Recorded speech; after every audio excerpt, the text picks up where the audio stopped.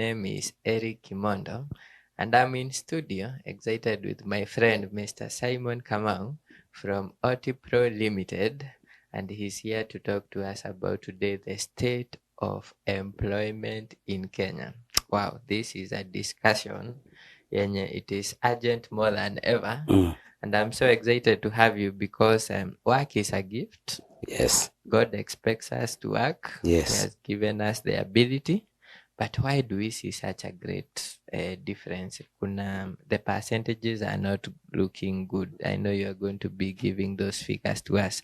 But how are you? I thank God. How was your journey?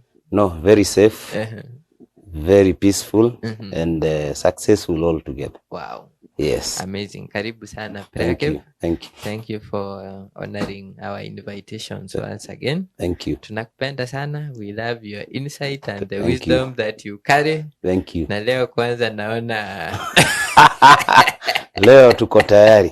tuko I don't know whether our listeners and viewers wako tayari. Tuzungumziane. Yes. Let's start with defining what is the state of employment in Kenya. Thank you. My request and appeal to our listeners, we need to appreciate the topic at hand. Is equally an emotive conversation, looking at it from the perspective of where we are as a country. And this does not only limit itself to within Kenya, but it's becoming a global conversation altogether. To define employment, this is a state of having a paid job for production of goods or services. So that meaningful thing or activity that you undertake, and at the end of the day, you are paid or you are compensated in form of wages or salaries. That is what is defined as employment. So anything that you do and does not necessarily have a return or an incentive, in this case, then perhaps we need to define it otherwise. No, they will always say it's volunteering, is a philanthropist. But all in all, we see value proposition coming out of by involvement of the producer and the one who is receiving. So at the end of the day, we'll always have incentives. So to start with, the state of employment in Kenya is both compound and structural. Okay? Because when you look at it now from a compound perspective, the population is growing by 2% every year. But the unemployment rate is growing by 5%. So you obviously need now to really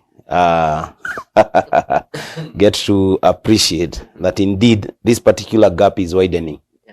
And it now beats the logic as to why we really must not have everybody within this conversation as a nation figuring out on how to create work or to create employment. So this gap really does not stand quite very well, because you will expect it to be the other way around, that we have an employment rate going down by this margin as much as the population is growing. So we don't have a gap when it comes now to people accessing quality and meaningful work to actually now gain the incentives to also push them to afford the day-to-day needs, both at recurrent and also capital. Looking at human being as a developing being as much as we are social. So now, when you move and look at it as a structural conversation, you need to appreciate when the missionaries came to this country pre-independence, one of the gains which we really benefited from was education. Okay? And education as it stands in my own understanding, and it can be researched, this is an experience which you walk through within a specified timeline to gain knowledge that should propel you to the next world. Okay? Now, the outside world of that knowledge moment and timeline requires you now to have the technical skills and have the industry knowledge that will now come out and make you stand out as somebody who is in a position to have the abilities and that capacity to provide now for the goods and services. But then when you look at it now from a reality point of view, we have, yes, an education system which is purely passing knowledge to our own kids and our own sons and daughters, but not equipping them with that capacity and capability to come outside here and stand tall when you look at it now from a perspective of what is required in the industry. So in 1958, there is a guy by the name Henry McCoby. He composed a song, and this song was composed purely to communicate to the country that they need to really study very hard so that they access employment. And it did not only stop at Henry McCoby composing that song. It equally found its way all through to the Voice of Kenya then, which is currently Kenya Broadcasting Corporation, both radio and TV. So, and you will appreciate, Eric, and I have said time and again, media will always educate, they will create that awareness, and they are likely to influence people's thinking and way of reasoning. So indeed, that particular now composition and the message that landed into our own ears propelled the society, in this case being a representation of the parents, to push their kids, our sons and daughters, to school for purposes of being employed. Okay? And that is actually reflected now currently as we stand. Annually, we are releasing about 1 million job seekers to the industry from universities, colleges, and TVETs. Okay?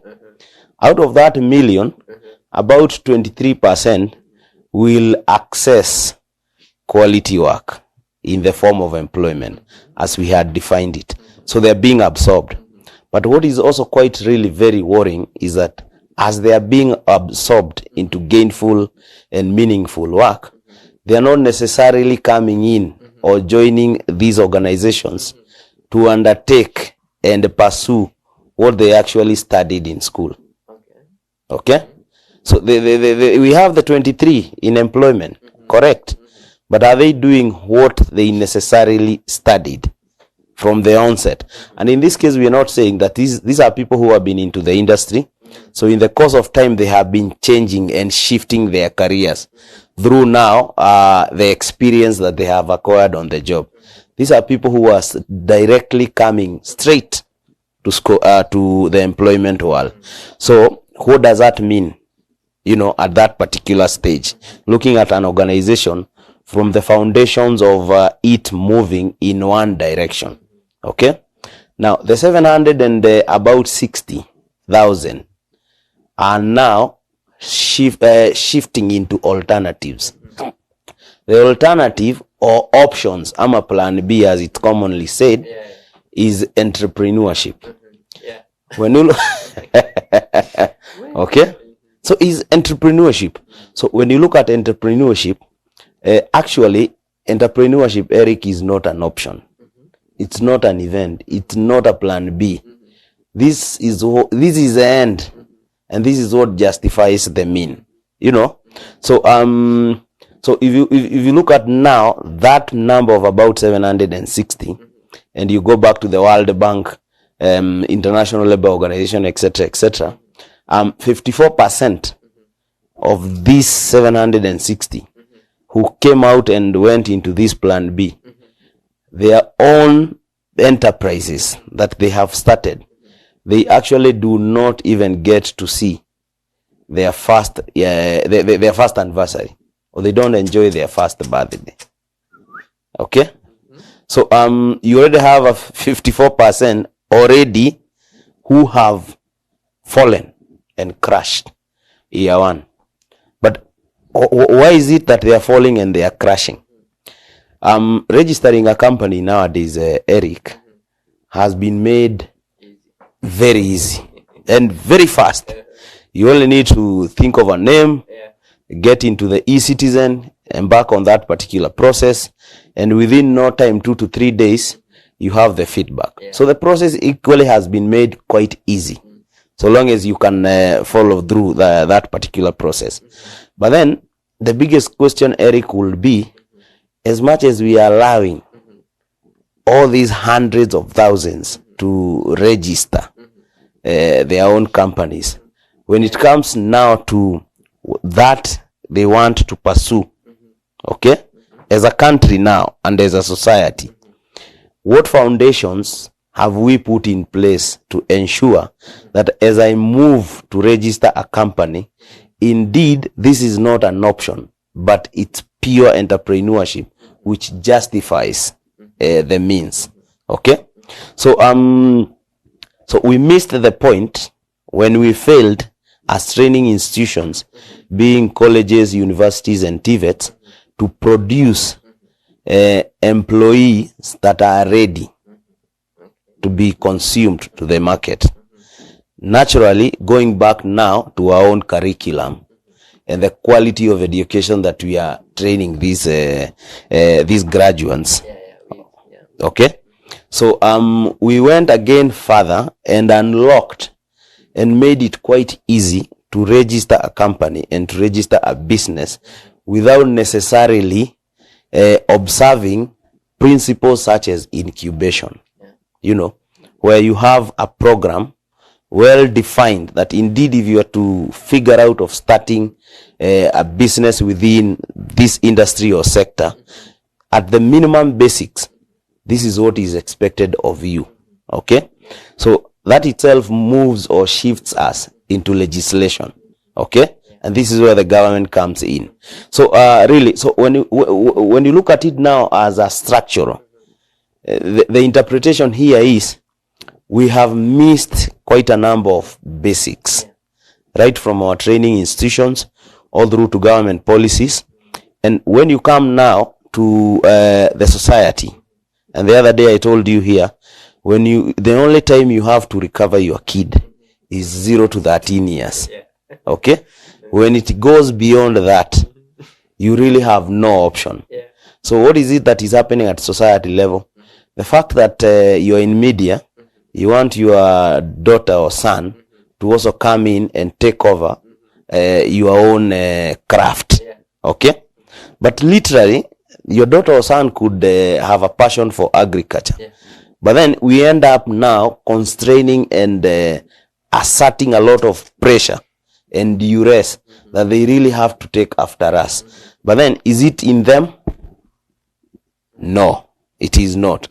So what are we doing? They will go through the education system, an education system and a training system which does not necessarily practically mechanize and equip them with that hands-on skills or craft to come out and provide for a good or service. Okay, then as a parent you also came in and had your way. So what happens to that particular generation? You understand? Now let us go back to our training institution once again. A lecturer or a tutor comes in to facilitate for business classes or entrepreneurship classes. They have never even operated a kiosk, Eric. They have never even operated a kiosk. And these are the people who are now coming in to mainstream our own daughters and sons and even ourselves into business. Okay? So the world as it stands today has room for knowledge. I agree.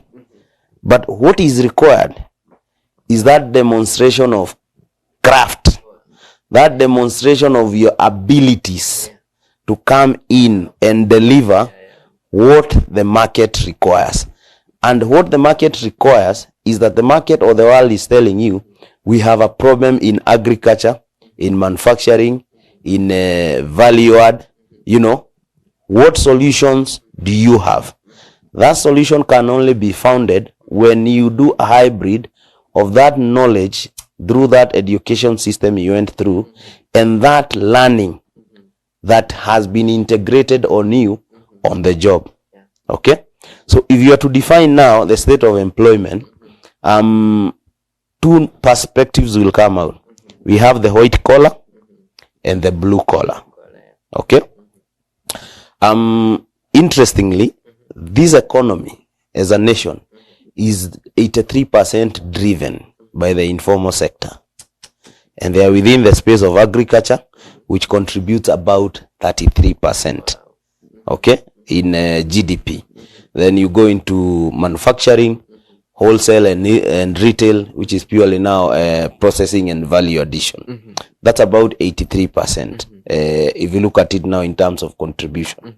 But then what we are releasing and where we have invested our own energy and focus is on the country releasing 17% with all efforts integrated to focus on that 17 at the expense of 83. What do I mean, Eric?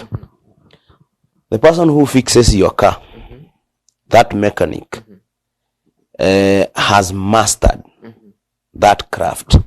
He will competently fix your car end to end. Okay? This particular mechanic, whenever we have kids who are out of high school and they will want to extend their own career within the same space, that is where the society lands in terms of their kids and daughters being trained. Okay? But now, looking at it from a perspective of incubating those fleet technicians that are coming from various TVETs, from various colleges, etc., etc. What is it that happens? Would rather go and pick that multinational company, dump our sons and daughters in there, okay? Because it's an office, it's organized.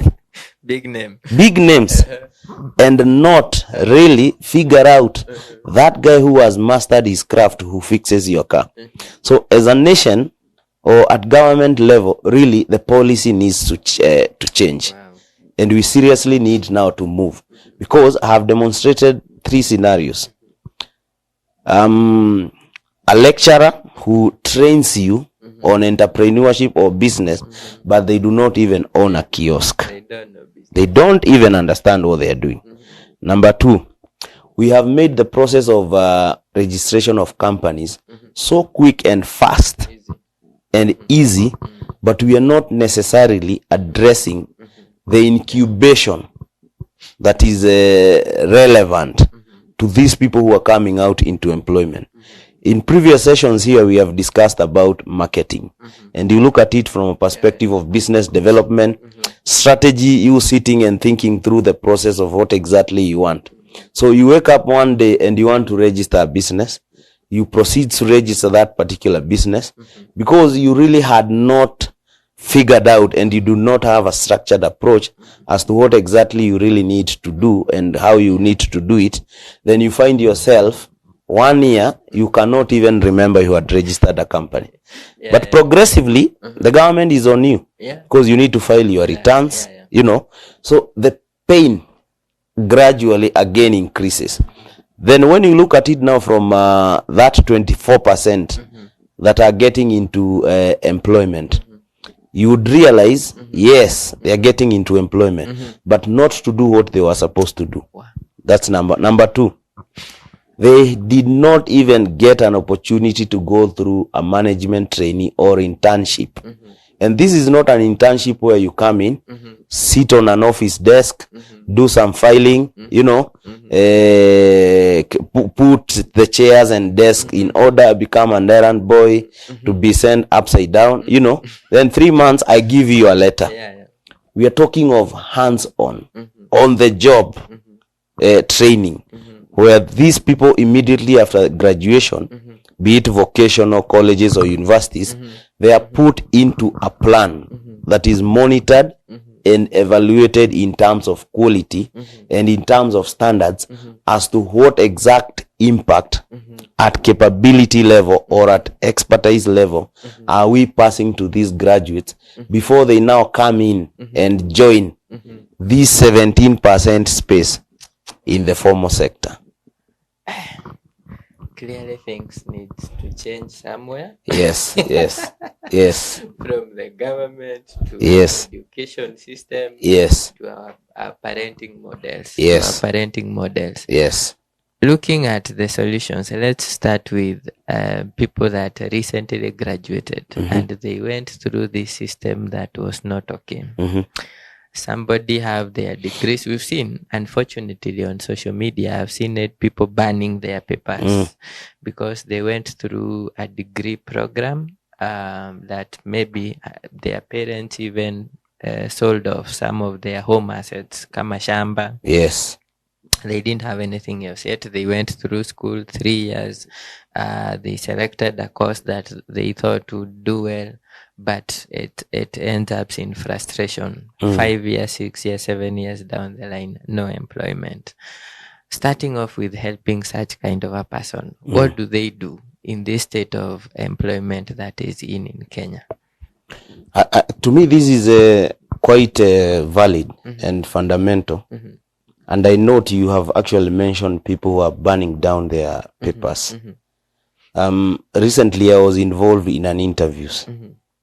We were actually recruiting for one of our clients, scouting for somebody who at least has minimum basics in finance.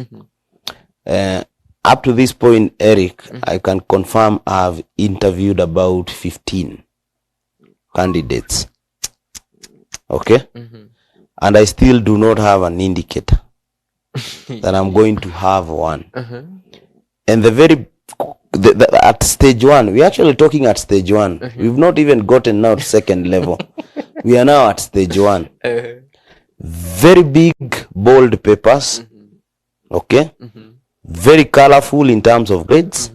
But in terms of competencies, we have a problem. Now, for this particular graduate who has since gone through this particular education system, which we are saying has a problem. Flawed, looking at it from a bigger perspective. 3 things. Number one, that particular graduate, and we can even talk now to those who are still ongoing. Honestly, we are getting to them. Yes. So that particular graduate, with all fairness and honesty, you look at our education system, we spend about 20 years in school. Okay? Almost 20 years. 8, 4, 4, then in between, you know, you had gaps awaiting for admission, etc., etc. So if you are to reverse the 20 years, then it will even be very expensive. Actually, it's more than 20 years because, you know, most of us join school at 7 or 8. So, yes. To Maliza University at around 23, 24. Exactly. Okay. So, one of the biggest problem we are having with the generation of today is when you look at industries or sectors that I had earlier mentioned, as much as they are the biggest contributor of to the GDP, but they have been left unattended. Agriculture. So a majority of us who are graduating, we are purely aiming at that white collar space, which is only 17%.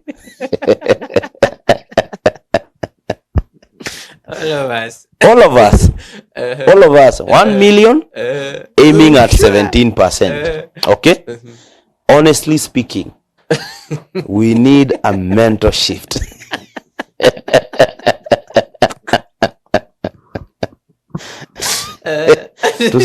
Tusidanganyane, Eric. You know, we need to tell each other the truth. You know, let's just tell each other the truth, however bitter it is. Yeah. The space for the white collar job, it's 17%. Wow. Okay?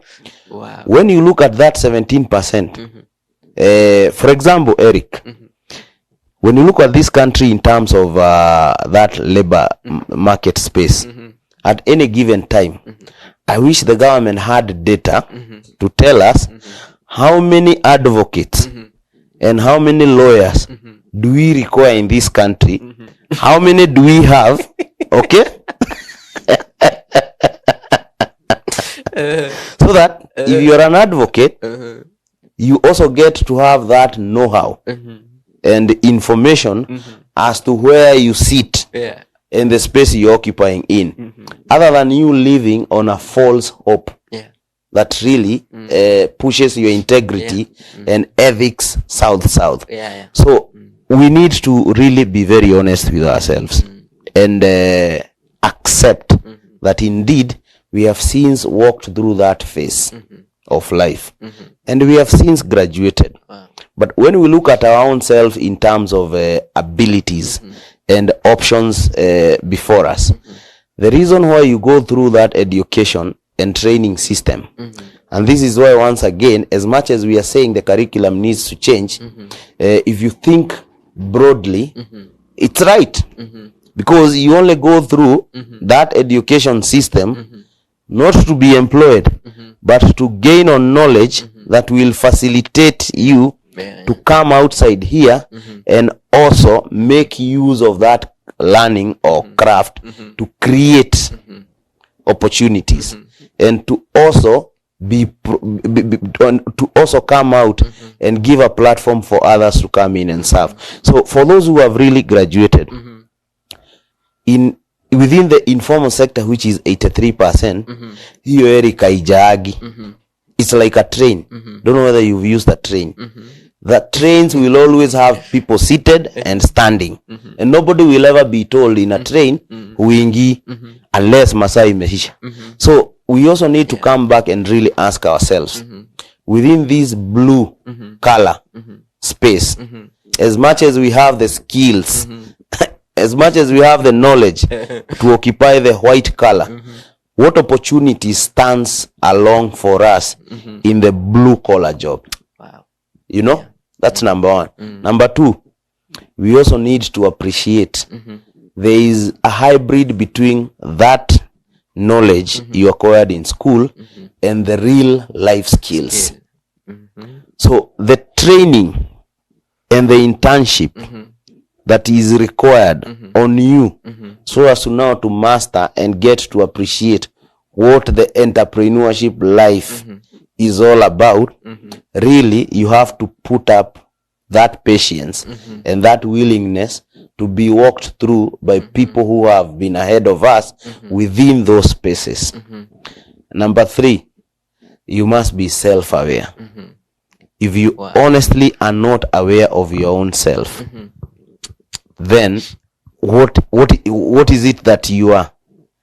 You know, how will we come out and define Eric if Eric himself cannot sit here and tell us, when I figure out whom I am, this is what I feel I can develop skill sets, I can develop abilities, I can build around I can build around that capability to come in and drive me within this particular space. The average of all is the mindset. Wow.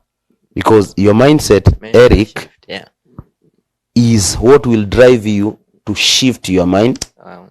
Okay? When you shift your mind, you are now adopting or even acquiring attitudes that are positive towards that particular situation. And when you have now that right attitude, it becomes your own latitude.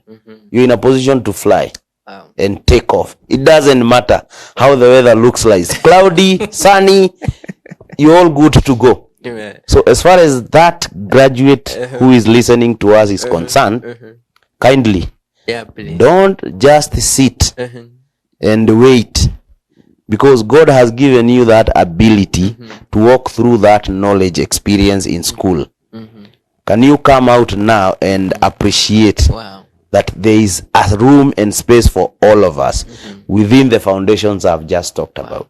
Yes. That's a good answer. Mental you. shift. Yes. There needs to be one, Mental because shift. the foundations were wrong. Yes. Don't remain rooted in that. Yes.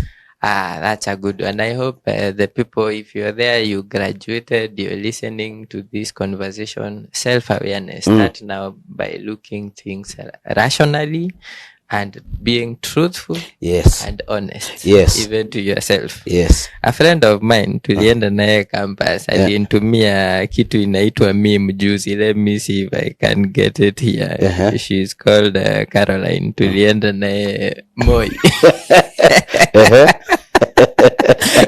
So she sent this meme. Inasemwa, mtu anasema ati ni aje, huyu mwingine anajibu poa.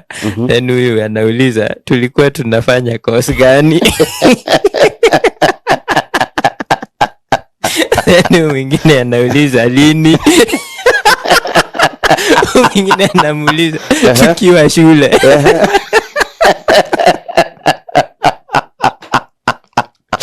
They are even forgetting they went to school. Tulikuwa tunafanya kozi gani? Lini? Tukiwa shule. Sasa.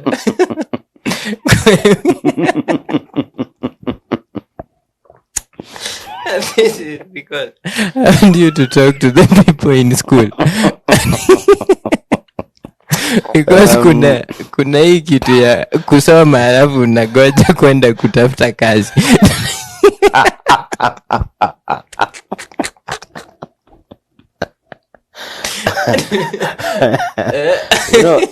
you know, Eric, if you go to Singapore or China, that kid as young as 0 to 13 years, they're the ones who are coming up with these devices. Okay? So what does that tell us? So before I get to this particular now case, the other day you witnessed, and that case is related to this conversation. NYS required about 350 candidates. They at Embakasi, I remember. At Embakasi. We had 7,000. Oh my God. Okay?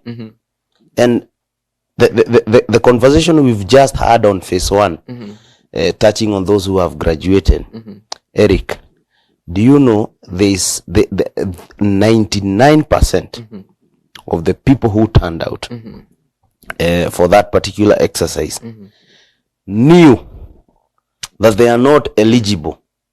Yet they came. Yet they left their houses, okay, spend money along the way, okay, and decided to go and participate in that particular exercise, only to go back home twice beaten. So okay, sad. It's very unfortunate. Okay, now coming back here and aligning the same discussion. Every time we have had recruitments in these recreative jobs, it is not the first time or second time that you've had parents have actually had to dispose properties to give kickbacks for their kids, sons and daughters to be absorbed in these particular white collar jobs. Okay, because they're within the government. It's referred to as secure. You have made it in life, etc., etc.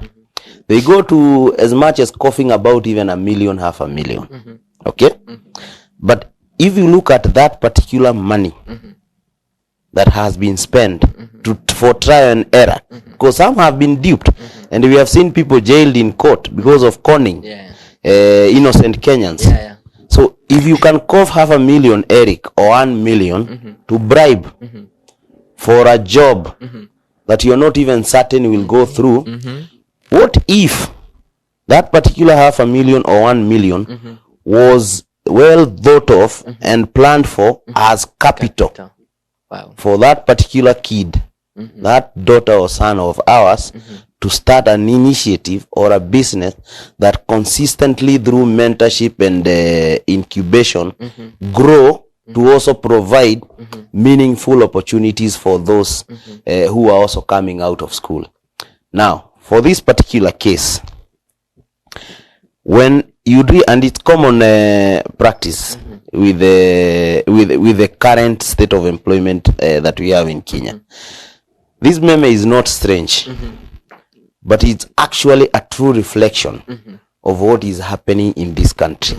Okay? And I have told you, we as a society are the first contributors of having our own sons and daughters go through such experience. Why? We want our own kids and daughters to be like ourselves, if not ourselves, uncles, sisters, brothers, relatives, very big people in the society. Okay? So we do not have that moment or that conversation with our own sons and daughters to walk them through a career awareness and career assistance program. In that, you sit with this person, we walk them through a self-aware process. Once they are self-aware, you sit and make up and try and see a prototype of what they will become in life as they advance towards independence in terms of age and also in life. But what we do, we just allow the system to flow. Laissez-faire. Wacha ijipeleke tu. You had a B, I think you can do IT. Go and do that IT. But when you come back to Eric seriously was not interested in IT. No, he was not. He was interested in, let's say, engineering. He was interested in agriculture. But the moment Eric mentions agriculture, the parent will whip him very bad. And the society will mock him. Because hii ni kazi ya watu hawajasoma. In quotes. In quotes. So, we need to eliminate that syndrome. We need to really work against that syndrome where we come in and stereotype and indoctrinate our own sons and daughters that this particular space only belongs to those who never went to school. But when you look at it now from, for example, the America, there are areas which are purely agriculture. And the people who are driving agriculture, these are professors. These are lecturers. So this particular person who really cannot even recall what they studied in school, as much as we are blaming the society, and we are blaming the government, we can also ask them, there is no about turn here. Honestly, they have to remember what they really studied, as much as it's not an option, and see to it that minimum, as much as it was never me. How can I create and develop passion to really see to it that I'm making use of that knowledge that I acquired in school? So it's never too late, but indeed, I will urge each one of them not to be moved by the crowd or motion. Every time you look at human beings, we are only a group or a crowd when we are past one. But when you now retreat at your own sitting, when you now retreat and have a monologue conversation with yourself, then you realize you really have a responsibility towards your own self, and you must be accountable at the end of the day. So let's really not come out like we've lost hope, as much as we were never, nobody held our hands all through to getting to this point. But ask ourselves, the fact that we are here, what is it that we need to do? What can we do to push this life to the next level? Yes. We've looked at the government needs to reform education. We've looked at the people that have gone through the system that we call flawed, and they have been graduates without work, tumedeal na students. Now let's go now to the parents. Yes. And especially for parents here, a lot of parents don't have experience career guidance. For example, they rely a lot on what other people say. Like the case yenye sasa unasema, parents will tend to push a child to certain kind of courses because that's what they know. But now, in terms of the current age and time, what would you tell parents all the way from mtoto na hata wale wenye wako high school in terms of building up the competencies of a child, kumsaidia ajue what they can be able to do in life na benefit? How can parents rectify that mistake? So let me join it with one commonly subject we studied in school, commerce, and is still being used today. We have 4 factors of production. We have labor, we have land, we have capital, and we have entrepreneurship. Okay? With these 4, you at least have a platform to come and start off an initiative. Okay? Normally, as what we are discussing right here is that, yes, we have in excess labor. Okay? As it stands. We've also looked at entrepreneurship, which has been made an option and plan B, not as the end that justifies the means. Okay? So we now have capital and land. Okay? Now, when you look at capital, and this is what now touches the society, the private sectors, and the government. When you look at the current economy in terms of inflation, everything has gone aloof. When you look at the interest rates on lending, again we understand what exactly is happening. As late as this week, there is a report. Kenyans have breached loan repayment by about 600 billion. They are unable to pay. We read it here on the show the other day. Yes. The news. Yes. They are unable to service their loans. Okay? But then you ask yourself, at what point is it that they were unable to service their own loans? It takes you back to that 54% of about 800,000 who started over business, and by year 1 they were all dead. Okay, you'll assume these people had borrowed. The company has died. They are no longer in a position to repay their money. So this conversation goes back to the incubation that we were talking about. Yes, we'll have 1,000,001. This country, Eric, has 7.4 million MSMEs. Wow. Okay, out of that 7.4, 132,000 are located within Nairobi. That is about 14%. Okay? We have 47 counties. One county is taking 14%. So what happens to Garissa? What happens to Lamu? What happens to Coast? Etc. etc. Okay? So looking at it now from a perspective of the 4 stakeholders I mentioned, unless we decentralize and we devolution employment creation by way of focusing on the specific value chains that we draw from all the 47 counties, this conversation will even get sticky and murky. And what do I mean by value chain? If you look at, for example, where I come from, Kajiado, we are known in livestock farming. So we can be very big in meat production, in meat processing, repackaging, the value addition, which gives a GDP of about 28%. The value addition in itself from the 4 sectors that we had discussed about. So really, so when you look at it now from a perspective of the way forward, as I jump in now to the parents, Kiambu was known in coffee as we look for our factor number 4. Okay? Yes, it was. Land. The land here, as much as Kajiado is known for livestock, Kiambu is known for coffee. Okay? But what land policies do we have as a society What land policies do we have as a government, both national and county?